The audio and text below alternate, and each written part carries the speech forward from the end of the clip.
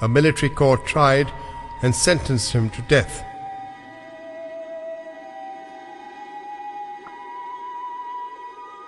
When I was sentenced to death on a civil charge and was informed of my right to appeal within a week, 3 thoughts emerged in my mind in succession. First, appealing for mercy before a tyrant was against my principles and self-respect. Second, there was no reason for me to plead for a pardon. Martyrdom was my ultimate wish, as it ensured me paradise, and even a lifelong service to Islam could not guarantee that. Third, if I appealed for mercy despite my strong conviction, what sense of self-respect or honor will the man in the street be left with? Molana Maududi's instant response was in the negative. He said, "I don't feel the need to plead for mercy, and I won't. The time of death is decided in the heavens, not on the earth.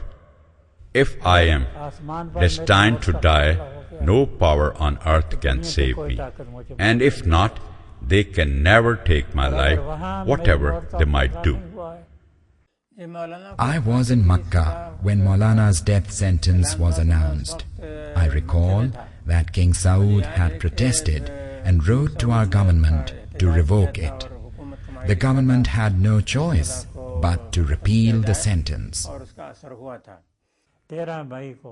On May 13th, the government of Pakistan had to yield to the pressure from inside and outside the country, and the death sentence was withdrawn. After a 26-month-long detention, Molana Maududi was released from prison on April 28, 1955. He had demanded in 1953 in his booklet that the Qadianis be declared as non-Muslims, but the declaration was implemented in 1974, almost 2 decades later. Chaudhry Muhammad Ali became the Prime Minister of Pakistan on August 11, 1955. The country gets its first constitution on March 23, 1956, declaring Pakistan an Islamic Republic. In June, Molana Maududi traveled to Damascus to participate in a conference of the World Muslim Conference, where he met several leaders of the Islamic world. On his way back, he performed Hajj.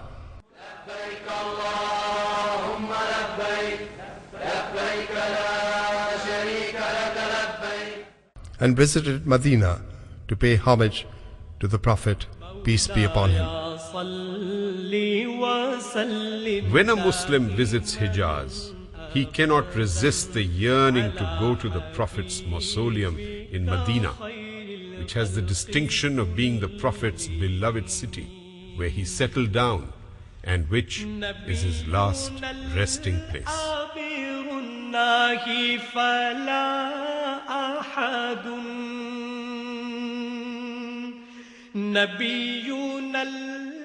On October 8, 1958, martial law was imposed and the politicians are sent home. Molana Maududi engages himself in scholarly pursuits. He felt that he needed to personally visit the spots mentioned in the Quran in connection with his commentary on the Quran. He boarded a ship at the Karachi port on November 2, 1959 and set out on a historical expedition. For the next 3 months, he toured the places of interest. He prepared plans to establish an Islamic university at Medina at the request of King Saud.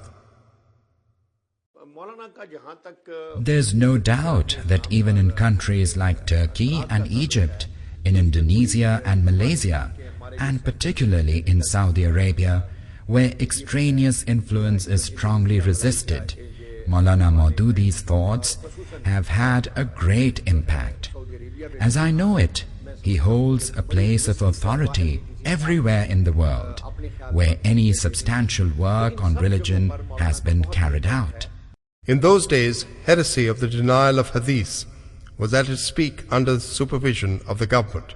Molana Maududi fixed the last nail in the coffin of the heresy in a strong and convincing rebuttal based on research in a special issue of Tarjuman al-Quran in September 1961. It was later published in book form titled Sunnat ki Aini Hayyat. The denial of hadith had appealed to some westernized Muslims, allowing them to remain Muslims if only in name, while transgressing the boundaries of Islam. Interestingly, it lets them seek out legitimation. In 1962, the dictator Ayub Khan imposed a new presidential form of constitution to the nation after keeping the original constitution in abeyance for many years.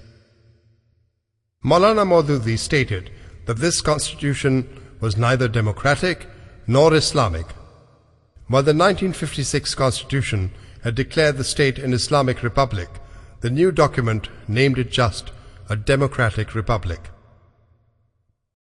Molana Maududi argued that if you rejected this constitution, it would close all doors to compromise and create a crisis. By amending it, we can bring it closer to the 1956 constitution. He proposed 6 amendments saying that if cooperated, these would fulfill the demand to make it an Islamic constitution conforming to the constitution of 1956 in letter and spirit. It was a period when the country was in the clutches of military dictatorship, but the Jamaat decided to hold an all-Pakistan convention of Jamaat-e-Islami. It was held after 8 long years on October 21st, 1963 in Lahore. The government banned the use of a sound amplification system to make the meeting a failure. But Molana Maududi delivered his historic address without a sound system. Firstly, you are required not to go mad in anger and lose your balance. Do not lose heart either, and give up supporting your cause, helping those who lay hurdles in your way. On every impediment, your morale should remain as high as it was before, and you should adopt a rational policy, depriving your heart and your mind of hot temper. Wisdom demands that you don't follow a path blindly, but you should have the skill of opening 10 ways on time if one is blocked. An unwise person is quick at losing heart in face of difficulty, and if he is impatient as well, he will bang his head against the obstacle or lose the will and give up. On the contrary, one who is granted with both wisdom and patience is like a flowing river. Despite obstacles, he keeps on heading towards the destination. The big rocks stand watching, and the river takes another route to follow and to reach its destination. I was sitting right in the front along with Aga Ghulam Siddiq Jan Sarhandi of Tando Muhammad Khan and Pir Amirullah Jan Sarhandi, both Jamaat's members. Bullets whizzed past us from all directions. Molana Maududi stood there and did not move at all. When he was asked to move aside, he replied, "Who will stand up here if I budge?" He remained unruffled in the torrent of bullets. Molana Maududi's writings on Islam's concept of state and its political system were published in the book form entitled Islami Riyasat the same year. Iran's distinguished religious scholar Ayatollah Muhammad Ali Tashqiri writes in an article, "It would be no exaggeration if Imam Maududi's book Islami Riyasat is called the resource of modern and universal awakening in the Muslim world.